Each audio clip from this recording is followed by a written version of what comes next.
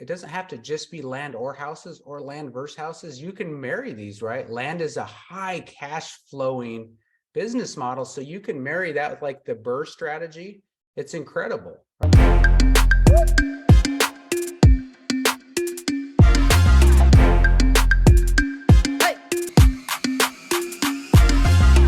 Yo, what is up, everybody? Welcome back to the Science of Flipping podcast. I am your host, Justin Colby. So let's jump into our special guest this week.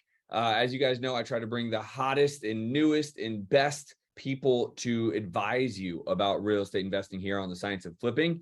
And while this guy isn't new, he's been in the game for quite some time.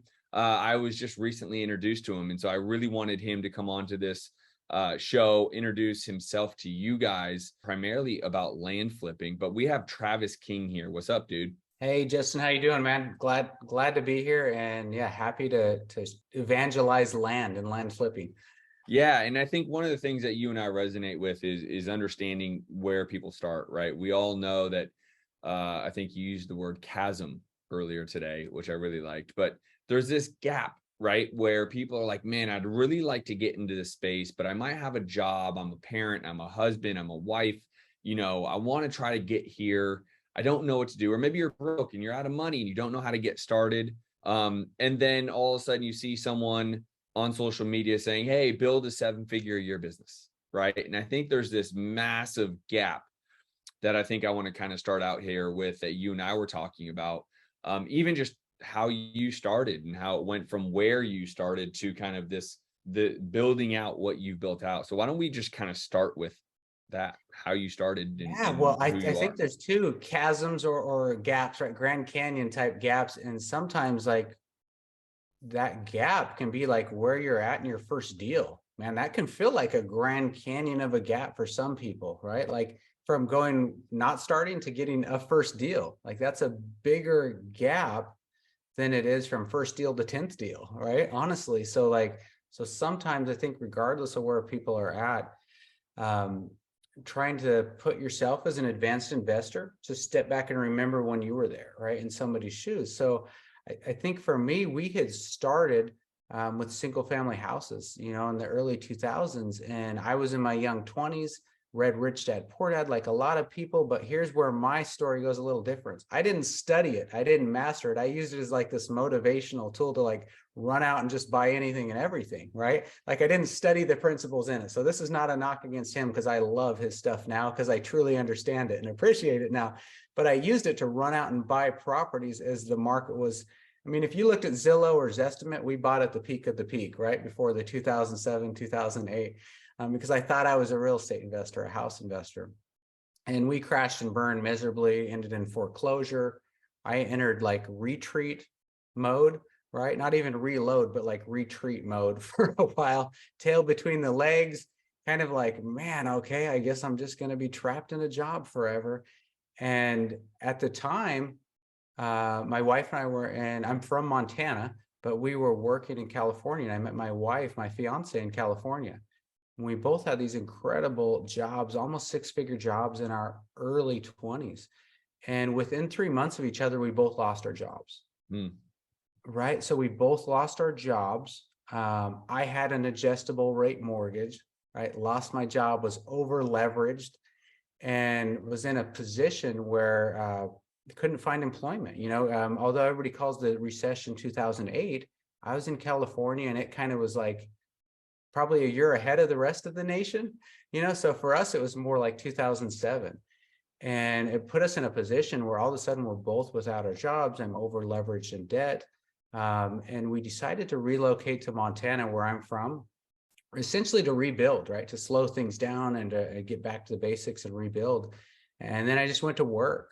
We got married, started our family, and then like fast forward, just I still always had that itch of like, you know, wanting to be an entrepreneur, and I knew real estate was the avenue, but I also was suffering from a little bit of kind of PTSD from, you know, from failing miserably, right? Within houses. So I think I was really concerned about the next time around, like if I'm going to do something, I've got to be more deliberate, more educated. So I really took a number of years, half a decade, kind of, you know, decided that if I'm going to go back into real estate investing is going to be more intelligently. And there was a Well, number I of, would think go ahead. there's a couple of things I want to highlight so people don't blow by everything you just said, right, in your own experience. First and foremost, you just went, right? So one of the things that I encourage everyone to do is done is better than perfect. Start taking massive action and perfect it along the way. Now, you, just like myself, got crushed during the crash, and we are a statistic. Millions of people got crushed. But what I admire about you, what I encourage everyone to get doing, is by just starting to take action. Yeah. So while I understand kind of in round 2 of your career, first of all, I think you waited too long, in my opinion. I think 10 years would have been what you could have done in that 10 years, if you were able to lick your wounds a little faster and get back up off the mat, you would be, I mean, you 100%. Might not even be on the podcast. You'd be on a boat somewhere. Yeah. Right. And so there's a couple of things I want people to realize about what he just said in a very brief couple minutes. He's a man of action. He takes massive action. It got him a ton of success. Now, because of what happened in the real estate market, he got crushed. Not necessarily his fault, but at the end of the day, I will tell you, after doing this for 15 years, and now you've done this for how many years, not including the 10 that you took off? Did I hear you right? You took about 10 years off? I mean, I was in my early 20s, right? Like one of our rentals we still own today, I bought in 04. Perfect. So some of that stuff. We're going on 20 years of real estate, although the first 10 years was kind of like this unintelligent, throw it against the wall, see what sticks. And the last 10 have been looked a lot different, about 2 decades now. Yeah. So again, action taker, massive. He came back. Massive takeaway for all of you guys out there. Okay. The reality is he could have stayed down. Yeah. And many did. They said, I just got crushed. I'm done. I'm out. Right. And that's the easy way to go.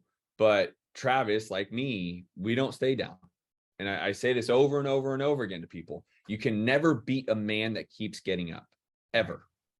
Yeah. And after 15 years and losing millions of dollars myself, I can tell you, those are some of the best moments of education you could possibly get, because you realize what you did wrong. Maybe it's greed.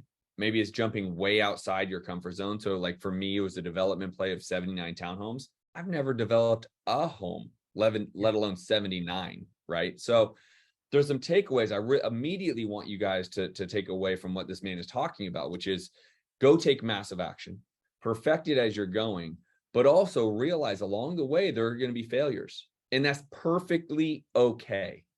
What is not okay is if you allow those failures to keep you down. That is not okay. And that's why I'm excited to have him here, is because that is a perfect example of, he could have easily made that excuse. He got back into the game. He's built something really, really impressive, and he doesn't give excuses. Right. Well, if that's listeners' only takeaway, Justin, and we don't, and we don't even touch on land, right?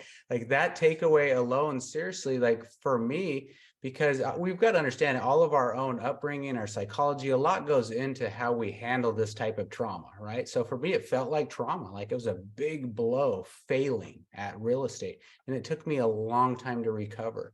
In hindsight, a much older guy now, a lot more experience, a lot more reps, more time under the bar, I'm able to look back and say, yeah, that's crazy. It took me so long to heal and recover from that, right? But what I want people to understand, and I think you're saying too, is that like failures or mishap, these aren't permanent. Failure is not permanent, right? Failure is a speed bump. It's a bump in the road, dude. Like it's not permanent. It does not define you.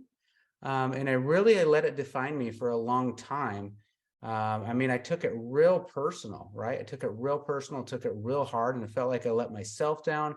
I worried the next go around I'd let my family down, because now I had a family, right? I'm married with kids. I can't make these mistakes again. So I really did, like you say, I delayed a long time, and that's very personal. That's me, my makeup, my upbringing. It took me a while, and you're not born with bulletproof confidence, right? But that resilience comes from adversity. So like the worst thing you can have is like do incredible your first couple of deals and have blind success, right? And think that, because that's not sustainable, really not sustainable, right? So I feel like kind of those lumps, that adversity later are like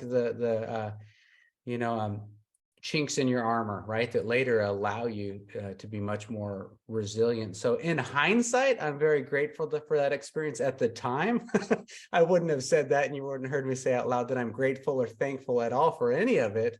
But it all was like a chapter in the book, is all part of the journey, right? All right. So here's the reality. Now you've licked your wounds. In my opinion, maybe you stayed down a little too long because you're obviously a successful individual. But to your point, we're not all made up with the same DNA to do this, but you did it. And now you say, okay, how am I pivoting? How am I adjusting? How am I adapting? So where do you go from here? You fail, you lost your ass. Again, I would make the argument it probably wasn't even your fault. Victim of circumstance and timing in the market, right? To some extent there. But now you pivot, and let's talk about the pivot that you made. Yeah, absolutely. So I'm not going to, because this isn't a 2-hour long show, I'm not going to tell you about the car flipping, the camper flipping, the mystery shopping, all the Amazon business, the drop ship, all the side hustles we tried along the way as I was scared to go back into real estate. All these things that didn't work. We won't talk about all those, but let's just say there were some low points, some desperate points, and nothing brought the money that real estate brings, right? And real estate investing. But I was still always maintaining interest, and I always, on those commutes to work, on the trips out of town, still always had that nagging feeling inside about like, you're meant for more, right? You're not meant to be building somebody else's empire, right? Like you need to not be a knight in somebody else's castle, right? You need to own your own castle, right? You need to build your own empire. And it constantly nagged at me. Even as I did my day job really well, I wasn't building my empire, and it bothered me. It just wasn't in alignment with who I was. And so I was still following and tracking real estate. And on my commutes, I was listening to Bigger Pockets, which I would assume like your audience, right? Everybody knows, a very wildly popular podcast, really broad about real estate investing. And this is fast forward. We talked about the crash in 2008. This is 2013, just to give people kind of some perspective. And I hear this guy come on being interviewed, and he's talking about land and land flipping. Okay. And I was a little bit familiar with land, in that my dad had bought some land, subdivided some land when I was growing up, but it wasn't in the context of like, as a business model, flipping land, right? It's like a long-term play and investing in it. And this guy comes on a podcast and he's talking about flipping land, just like we flipped cars, dozens and dozens of properties a year with these incredible ROI. And not only did it get my attention, it just really struck a chord, because it felt like a low barrier to entry, just because you could buy properties at tax auctions for $1,000, right? You might only be reselling them for $3,000 or $5,000, but there was really low risk, really low investment, versus at that time, our plan was to buy a rental house every 2 years, 20% down, rental house every 2 years, buy and hold. And although long-term the math penciled out, the problem was I needed my pay stubs and I needed my W-2 to buy those rental houses, which meant, over 20 years, we would acquire 10 rental houses at, one every 2 years. I had to work that darn job for the next 20 years. No doubt. That was the problem with that plan. So for me, when I heard this land and land flipping at scale, I'm like, it really struck a chord, right? It really struck a chord with me. So at this point, I think it's good to highlight for people too, because this is where you can go 2 different directions. There's that stage of awareness, right? Like you become aware of something, aware of a new strategy, aware of an opportunity, and you either act on it or you don't, right? So for me, this is where I move from awareness to becoming fanatical about learning about this new strategy of land flipping. So I consumed every free article, every paid course, anything I could about land and land flipping.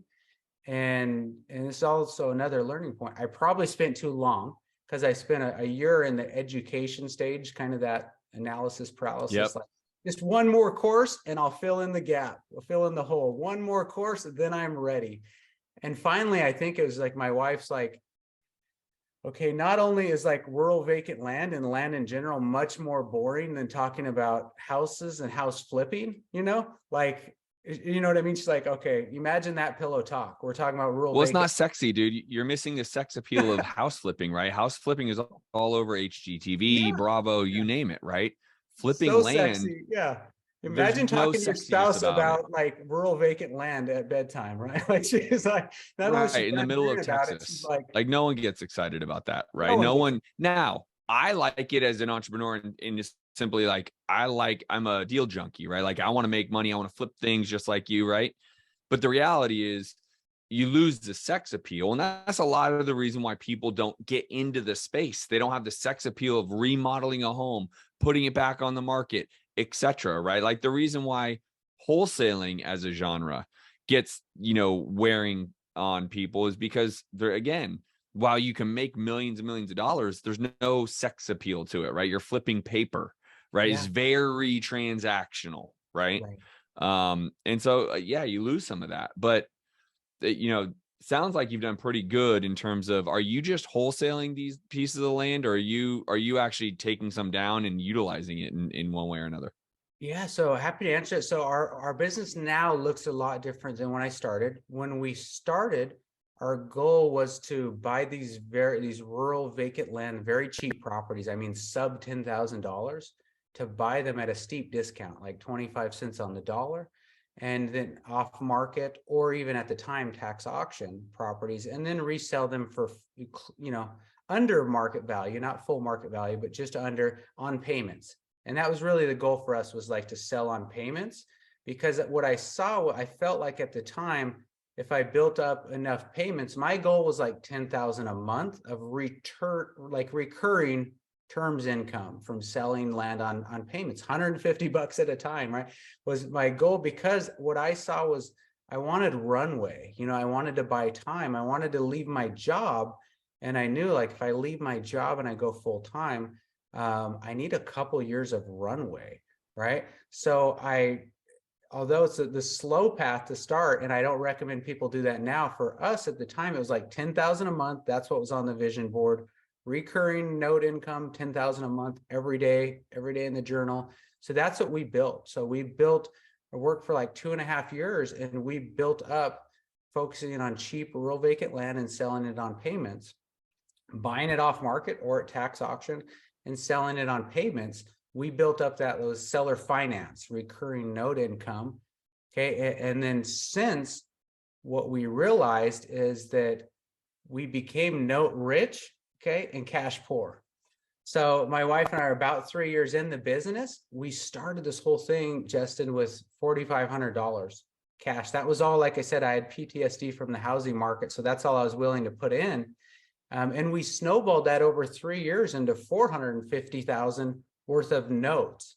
Okay, which Wow, look at resulted that. in, like, Well done. yeah, over 10 grand a month of recurring income. Now, the problem was, with that recurring income, we still had operating expenses. Once I quit my job, I've got to pay myself a salary. So I'm now cannibalizing the business instead of plowing 100% back into the business like when I had a W-2. I'm now cannibalizing the business by paying myself a salary. I still have marketing expenses like direct mail and things. So now all of a sudden I realize, like, yeah, we're note rich, but none of it's liquid, right? Like, I've got to Sure. wait 3 months to stack up cash.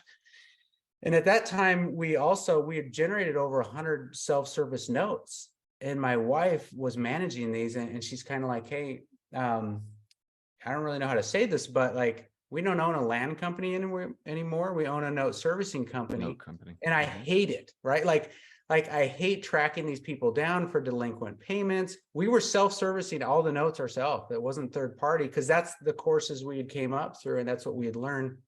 And that's where you don't have that built into the cost when you focus on cheap stuff. So that's where we decided to pivot. And they said, okay, like, we need to redesign this company in such a way that it works for us, right? Like, we don't want to be bogged down with managing these notes. So Right. in order to pay somebody else to service the notes, and at the time we were self-closing everything too. Okay, so in order to move from self-closing on the buy side and the sell side, and to pay somebody to service those notes, to build that in, we needed to naturally move up in the value of properties we were targeting, right? So how are you targeting? Let's talk about how you're targeting these properties. Yeah, absolutely. Yeah, so our strategy was when I first started, keep in mind it's about 10 years ago, there wasn't a whole bunch of data sources like single user license data source to pull all this data. There's like list source, I think was maybe about it, but there was some, but for land, you got to keep in mind, this is land, not houses. Okay. So finding vacant, unimproved land, pulling that specialized list was a lot tougher. So you had to go directly to the counties and ask for either the assessor tax roll and then filter out to where it was land only, or if they could give that to you. And then within a couple of years of starting, some of these big data kind of came in and started to allow you to buy a direct license to pull those lists, which all of a sudden we take all these counties and it now comes in a formatted Excel list and they all look the same from one county to the next, versus the gobbledygook of reaching out to the county directly and getting all different file formats and different columns. So that was a game changer for us. But to answer your question, we were pulling the data from the county assessor roll, like a CSV or an Excel file. And then we were mail merging and sending direct mail letters to off-market property owners. So I think that'll kind of tie together, help people understand how we were acquiring these off-market properties.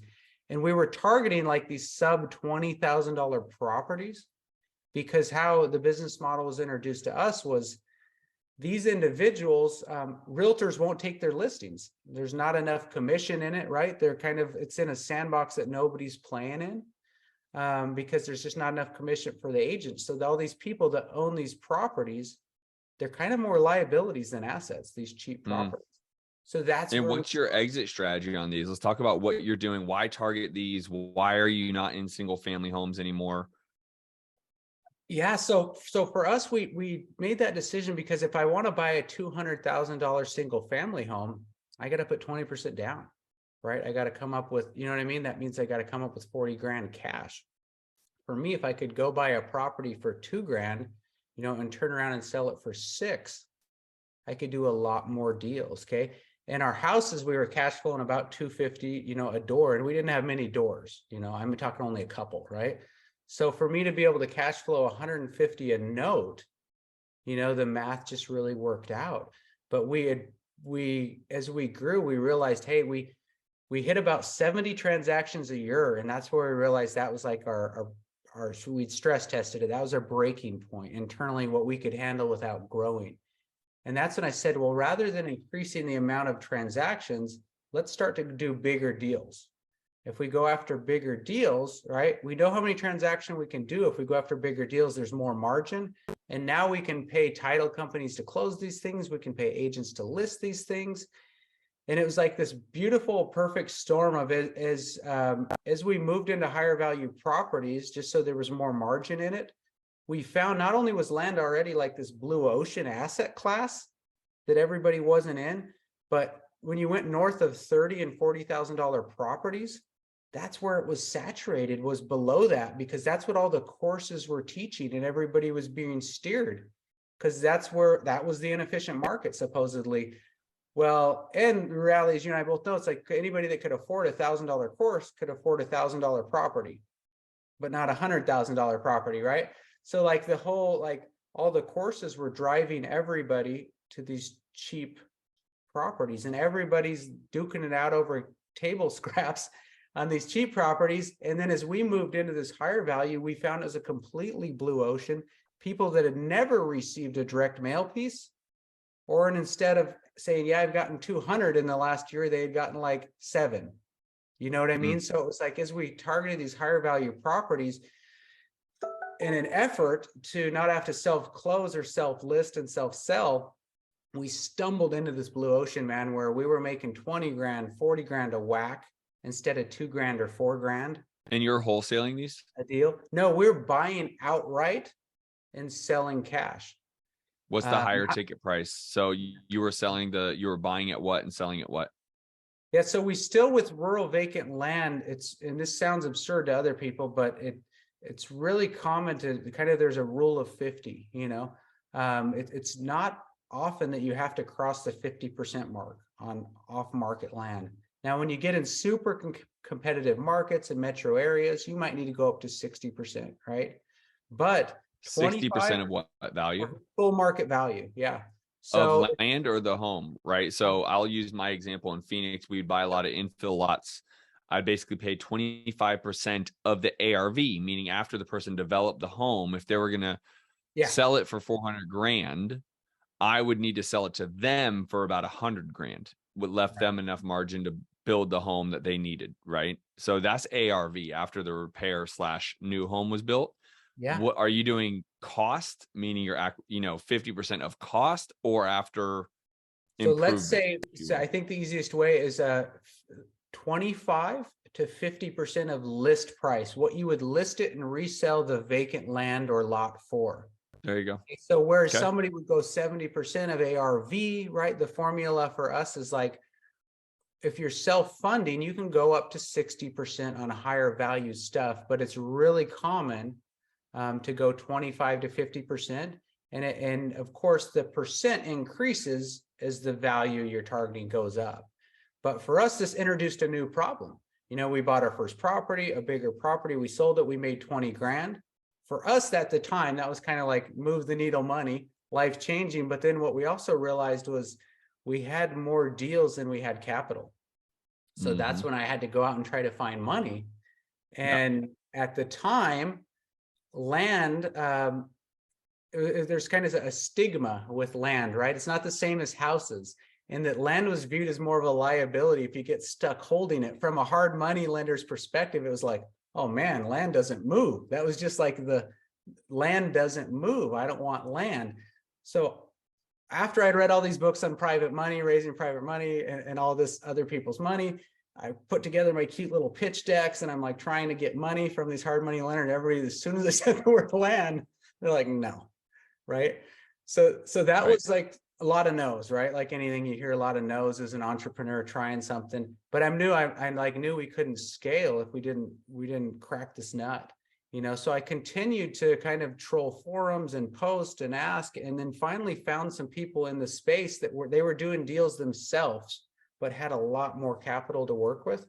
And they preferred to put up the money and then split profits than like run a direct mail business and a land flipping business. So you ran the business, they put up the money, and it was a good strategic partnership.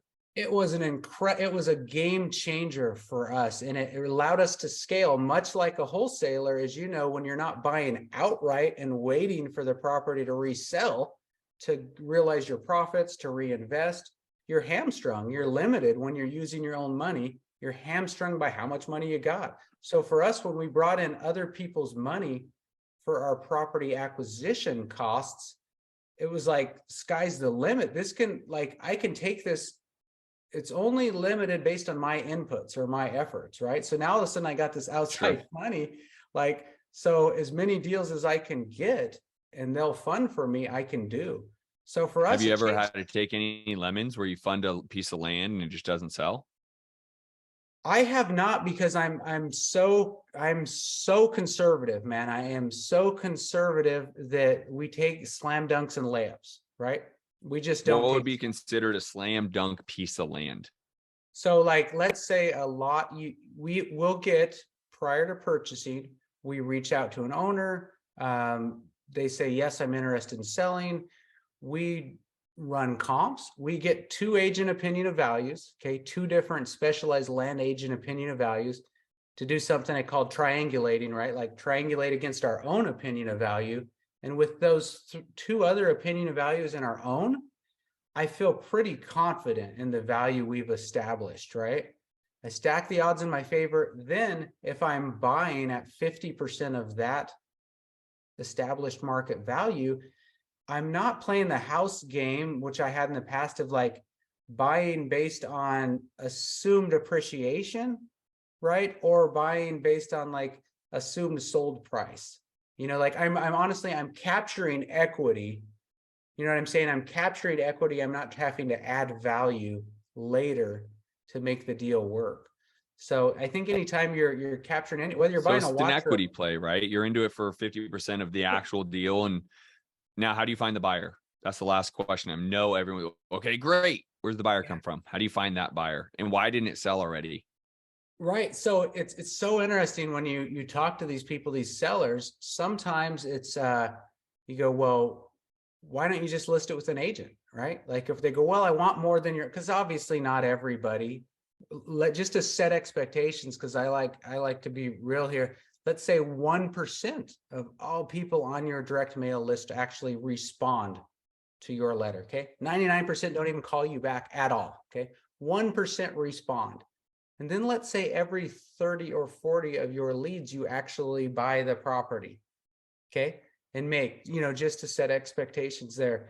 When you're talking with these sellers, and I'm a decade into this, so between buyer and seller calls, I'm somewhere at 9 or 10,000 calls from what I can figure, but people will, like, when you ask, it's amazing. You'll hear some people, well, we listed it once. And what happened was it sat for 10 or 12 months. The listing expired, the land didn't move.